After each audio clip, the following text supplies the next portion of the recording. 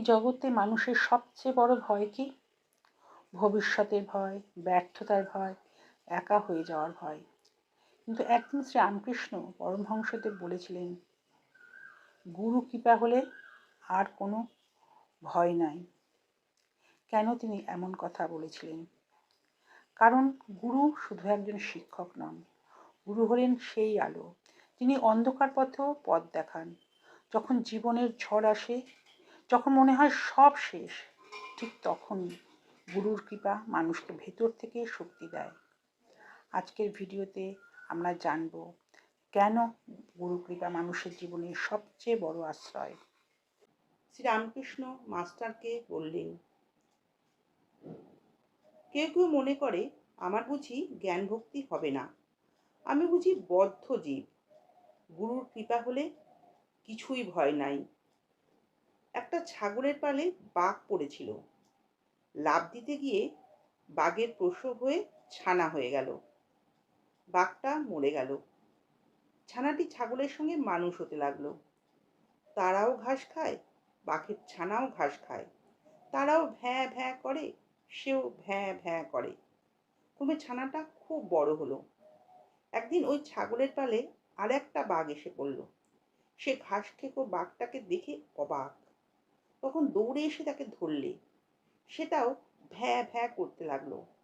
তাকে টেনে হিঁচড়ে জলের কাছে নিয়ে গেল।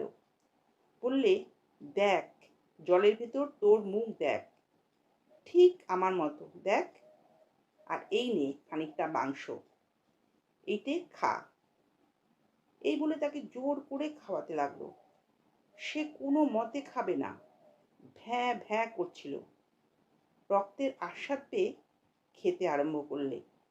নতুন বাঘটা বললে, এখন বুঝেছিস, আমিও যা, তুইও তা। এখন আয় আমার সঙ্গে, বনে চলে আয়। তাই গুরুর কৃপা হলে আর কোনো ভয় নাই।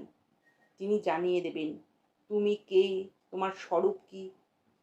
একটু সাধন করলেই গুরু বুঝিয়ে দেন, এই এই।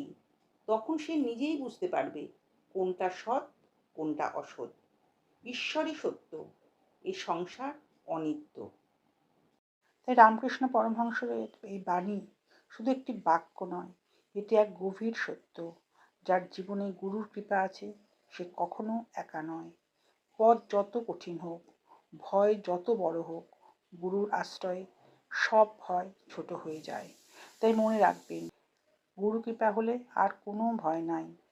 আর যদি এই বাণী আপনার হৃদয়ে ছুঁয়ে থাকে, তাহলে আজ থেকে গুরুর প্রতি বিশ্বাস আরও দৃঢ় করুন। কারণ গুরুর কৃপায় মানুষকে অন্ধকার থেকে আলোয় নিয়ে যায়। মনে রাখবেন, যার জীবনে গুরু আছেন, তার জীবনে ভয় থাকতে পারে, কিন্তু ভয় তাকে হারাতে পারে না।